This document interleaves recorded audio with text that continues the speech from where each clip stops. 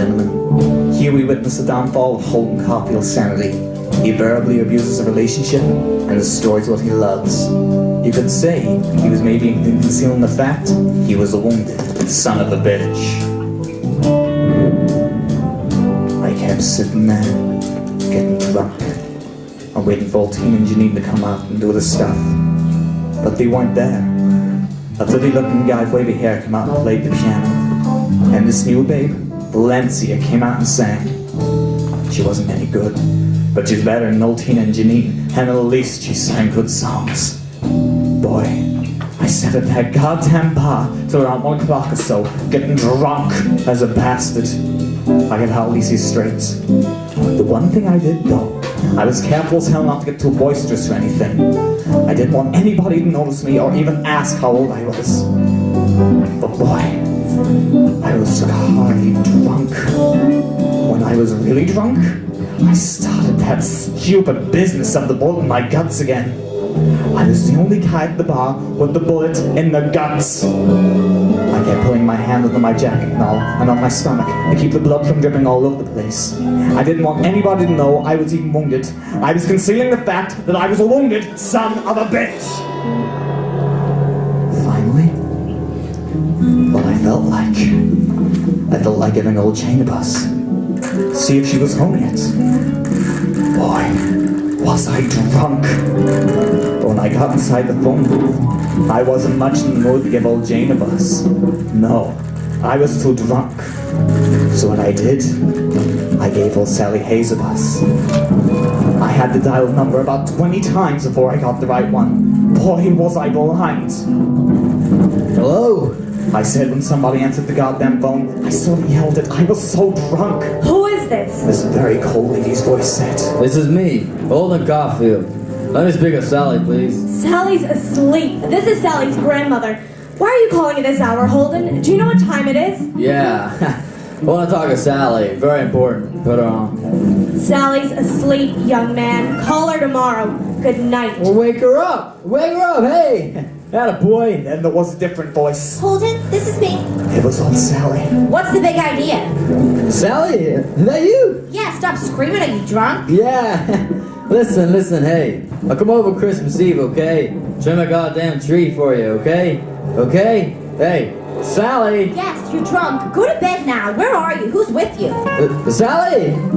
Come over and I'll trim a tree for you, okay? Okay? Yes. Hey! Go to bed now. Where are you? Who's with you? Nobody. Me, myself, and I. Boy, was I drunk. I was even still holding on to my guts. They got me. Rocky's mob got me. You know that? Sally, you know that? I can't hear you. Go to bed now. I have to go. Call me tomorrow. Hey, Sally! You want me to trim a tree for you? You want me to, huh? Yes, good night. Go home and go to bed. She hung up on me. Good night, Sally, baby. Sally, sweetheart, darling. I said, can you imagine how drunk I was? She hung up on me. So I hung up too.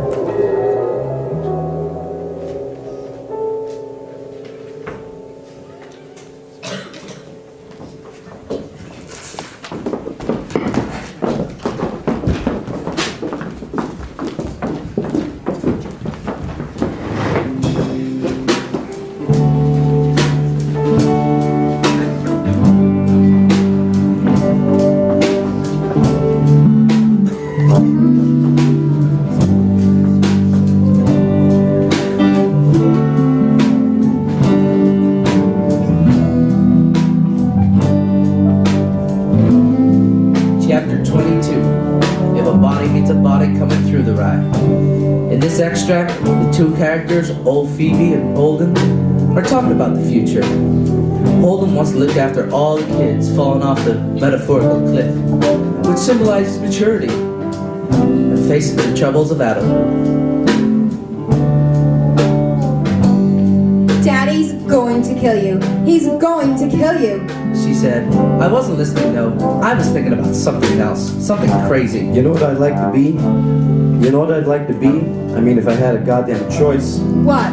Stop swearing. You know that song, If a Body Catch a Body Coming Through the Rye? I'd like... It's If a Body Need a Body Coming Through the Rye. I didn't know it then. by Robert Burns. I know it's a poem by Robert Burns. I didn't know it then.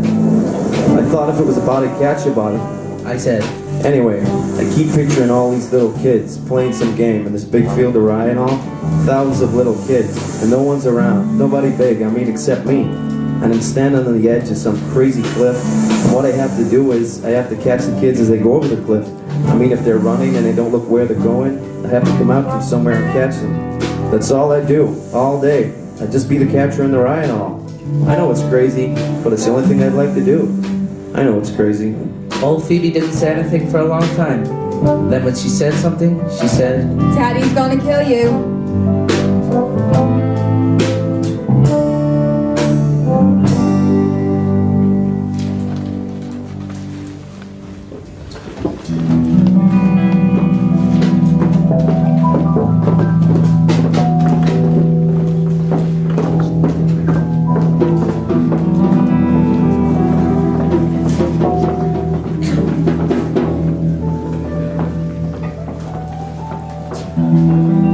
Chapter 11.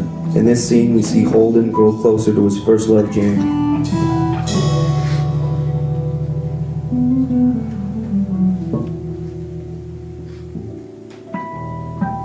Anyway, I was telling you about that afternoon Jane and I came close to necking. It was raining like hell, and we were out on her porch, and all of a sudden this booze hound her mother was married to came out on the porch and asked Jane for any cigarettes in the house. I didn't know him too well or anything, but he looked like the kind of guy that wouldn't talk too much unless he wanted something off you. He had a lousy personality. Anyway, old Jane wouldn't even answer him when he asked for any cigarettes in the house, so the guy asked her again, but she still didn't answer him. She didn't even look up from the game. Finally, the guy went back inside the house, and when he did, I asked Jane what the hell was going on. She wouldn't even answer me. She made it out like she was concentrating on her next move in the game and all. Then all of a sudden, this tear plopped down on the checkerboard, on one of the red squares. Boy, I can still see it. I don't know why, but it bothered the hell out of me. So what I did was, I get up and made her move over on the glider so I could sit down next to her. I practically sat down on her lap.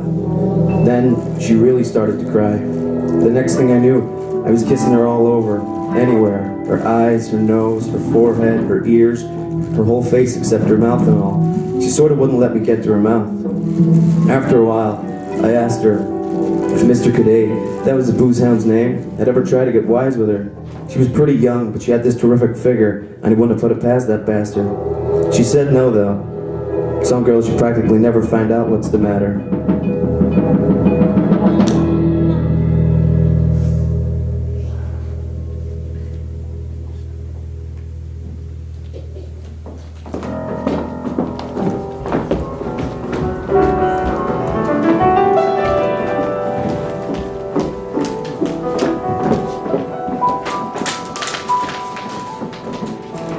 Chapter 5.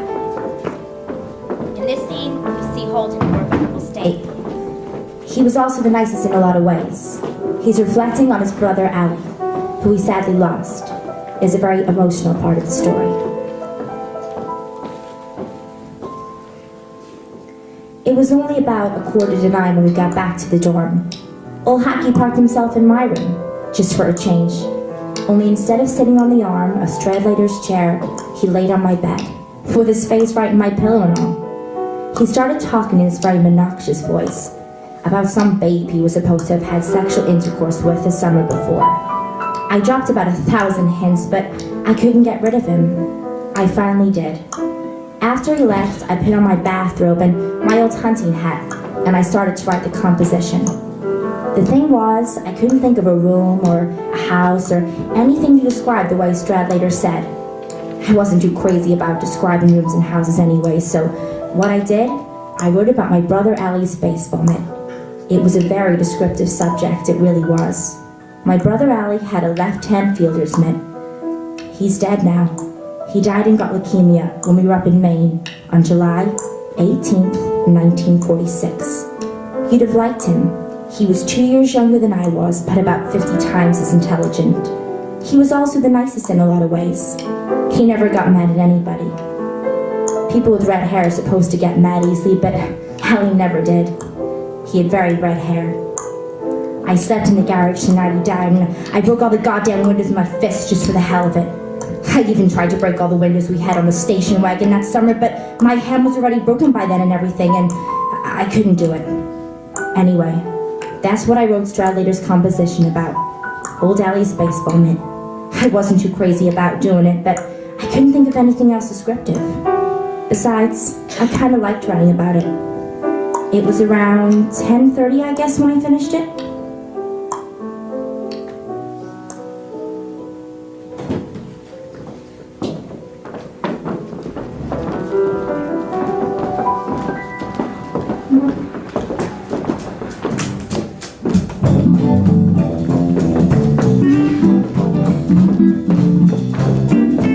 Chapter 10. Girls, they can drive you crazy. They really can.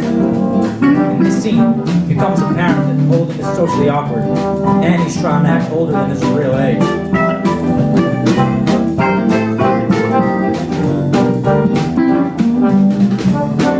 What? I let it drop. It was over her head anyway. You feel like jitterbugging a little bit, but they play a fast one. Not corny jitterbug, not jump or anything, just nice and easy. Everybody all sit down and play a fast one. Except the old guys and the fat guys. I'm gonna plenty of room, okay? It's immaterial to me. She said. Hey, how old are you anyhow? That annoyed me for some reason. Oh Christ, don't spoil it. She said. 12 for Christ's sake, I'm big for my age. Listen, I told you about that. I don't like that type of language. If you're gonna use that type of language, I can go sit with my girlfriend, you know. I apologized like a madman because the man was starting a fast one. She started jitterbugging with me. Just nice and easy, not horny. She was really good. I mean, all you had to do was touch her. And when she turned around, her pretty little butt twitched so nice and all. She knocked me out. I mean it. I was half in love with her by the time we sat down. That's the thing about girls. Every time they do something pretty, even if they're not much to look at, or sort of stupid, you fall half in love with them, and then you never know where the hell you are. Girls, Jesus Christ, they can drive you crazy. They really can.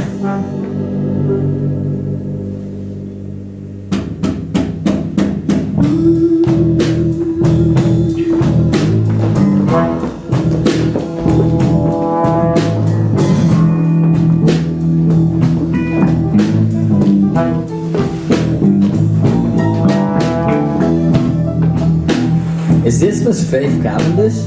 Chapter 9. In this scene, we see Holden reaching a rather low point of his stay here in New York City. He decides to give a certain Miss Faith Cavendish a call. She's the type you call when you're alone in a big city, seeking an overnight companion.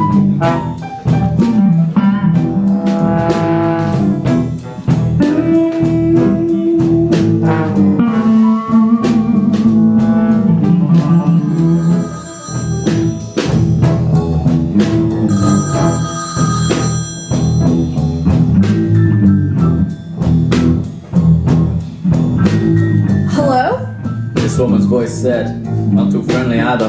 Was this Miss Faith Cavendish? Who's this? She said. Who's calling me up at this crazy goddamn hour? That sort of scared me a bit. Well, I know it's quite late. I said in this very mature voice and all. I hope you forgive me, but I was very anxious to get in touch with you and all. I said it suave as hell. I really did. Who is this? She said. Well, you don't know me, but I'm a friend of Eddie Birdshells. He suggests if I were in town sometime, we ought to get together for a cocktail or two. Who? You're a friend of who? Boy, she was a real tigress over the phone. I mean, she was damn near yelling at me. Edmund Birdshell. Eddie Birdshell? I said. Heck, I couldn't remember if his name was Edward or Edmund. I only met him once at a stupid goddamn party. I don't know anybody by that name, Jack, and if you think I enjoy being woke up in the middle of the Eddie Birdshell from Princeton. I said.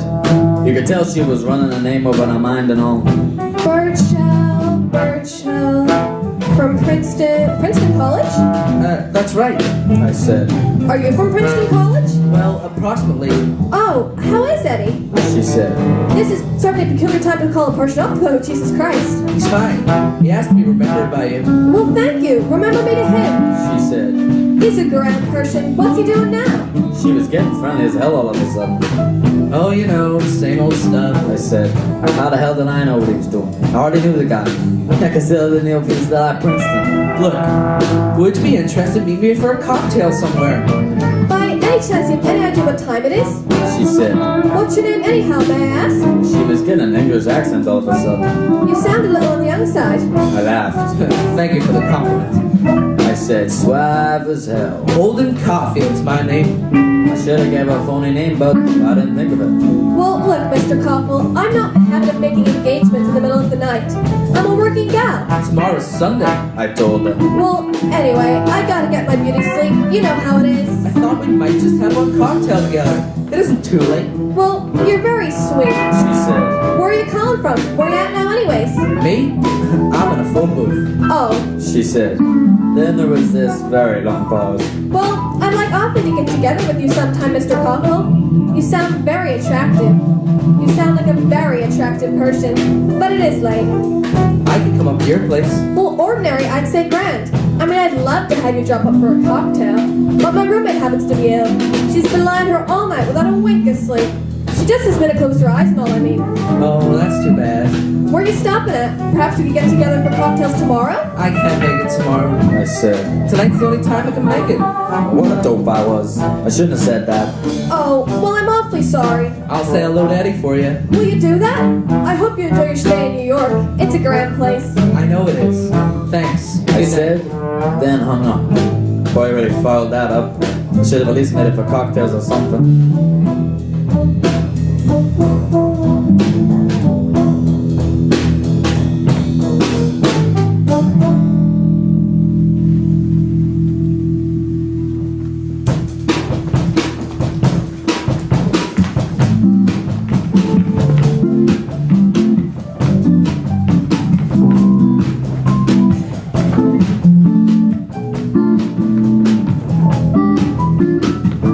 Chapter 8. I had it a trance. In this extract, we see Holden traveling to New York, where he unfortunately bumps into one of his classmates and Pensie's mothers, who he handles with adolescent awkwardness.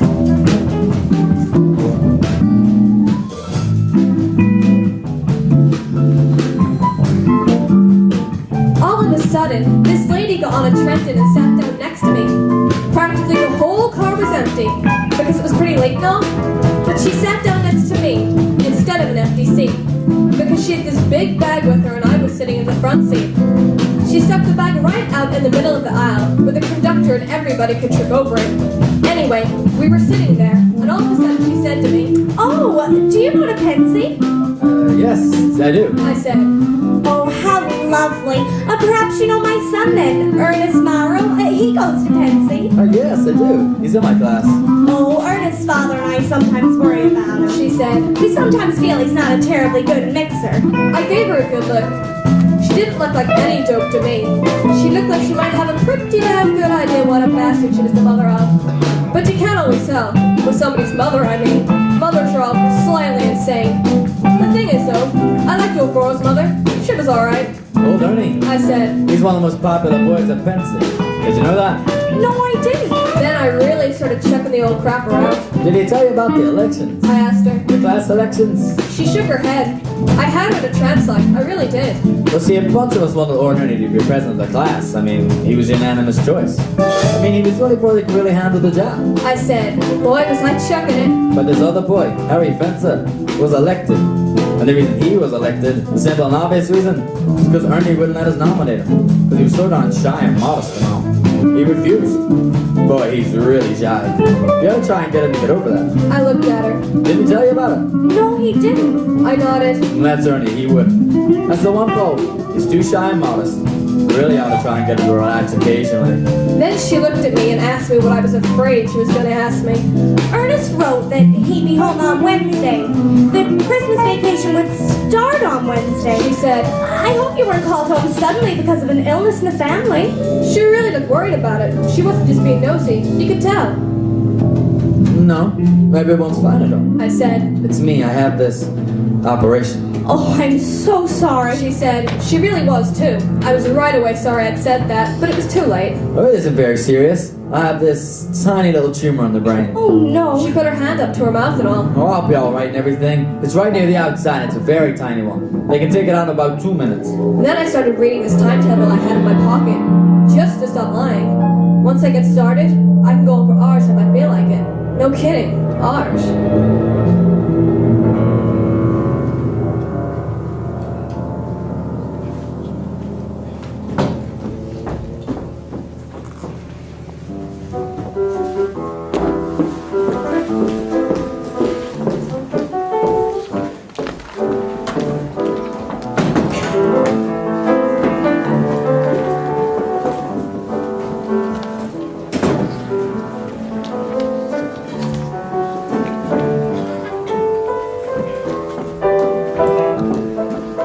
6. In this scene, we see tensions rise in Holden's dorm as him and his roommate Stradlater talk about his date with Jane. I just threw the pieces in the wastebasket. Then I lay down in my bed, and we both didn't say anything for a long time. He got all undressed down to his shorts, and I lay in my bed and lit a cigarette. You weren't allowed to smoke in the dorm, but you could do it late at night when everybody was asleep or out and no one could smell the smoke. Besides, I did it to annoy Stradlater. It drove him crazy when he broke any rules. He never smoked in the dorm, it was only me. He still didn't say one single solitary word about Jane, so finally I said, You're back pretty goddamn late. You only signed off for 9:30. Did you make it be late signing in? He was sitting on the edge of his bed cutting his goddamn toenails when I asked him that. Couple of minutes. Who the hell signs up for 9:30 on a Saturday night? God, how I hated him. Did you go to New York? You crazy? How the hell could we go to New York if she only signed up for 9:30? That's tough. He looked up at me. Well, listen. If you're going to smoke in the dorm room, how about going down to the cannon unit? You may be getting the hell out of here, but I'd stick around long enough to graduate. I ignored him. I really did. I went right on smoking like a madman. All I did was sort of turn over on my side and watch him cut his damn toenails. What a school. You're always watching somebody cut their damn toenails or squeeze their pimples or something. Did you give her my regards? Yeah. The hell he did, the bastard. Well, what'd she say? Did you still ask if she still keeps all the kings in the back row? No, I didn't ask her. What the hell do you think we did all night? Play chess? Christ's sake. I didn't even answer him. God, how I hated him. If you didn't go to New York, where'd you go with her? I asked him after a little while. I could hardly keep my voice from shaking all over the place. Boy, was I getting nervous. I just had a feeling something had gone funny. Anyway, he was finished cutting his damn toenails, so he got up from his bed and started getting very damn playful. He came over to my bed and started taking these playful as hell socks at my shoulder. Cut it out. Where'd you go with her if you didn't go to New York? Nowhere. We just sat in the goddamn car. He gave me another one of those stupid playful little socks on the shoulder. Cut it out. Whose car? Ed Banksy's. Ed Banksy was the basketball coach at Pensy, and Stradlater was one of his pets because he was the center of the team. He always let him borrow his car. It wasn't allowed for faculty guys to borrow cars, but all the athletic bastards stuck together. In every school I've gone to, all the athletic bastards stick together. Stradlater kept taking these shadow punches out of my shoulder. He had his toothbrush in his hand and he put it in his mouth. What'd you do? Give me the time and Banksy's goddamn My car? voice was shaking something awful. What a thing to say. Want me to wash your mouth out with soap, did you? That's a professional secret, buddy. And this next part, I don't remember so hard. All I know is I got up from the bed like I was going down to the can or something, and then I tried to stop him with all my might, right smack in the toothbrush so it split his goddamn throat open. Only I missed. I didn't connect. All I did was sort of get him on the side of the head or something. Probably hurt him a little bit, but not as much because I used my right hand, and I can't make a good fist with that hand on account of that injury I told you about. Anyway, the next thing I knew, I was on the goddamn floor, and he was sitting on my chest with his face all red. He weighed about a ton. He had hold of my wrist too, so I couldn't take another sock out. God, I could kill him.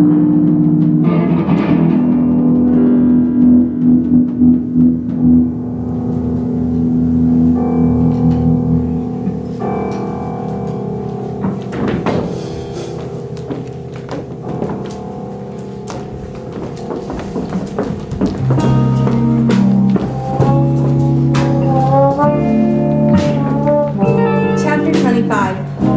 In this scene, we see Holden say goodbye to his younger sister Phoebe. We see him happy for the first time as he admires the youth and innocence in the only person he's really ever cared about.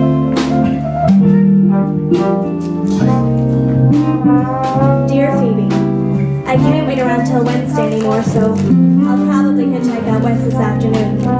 Meet me at the museum at 12:15 if you can, and I'll give you your Christmas dough back.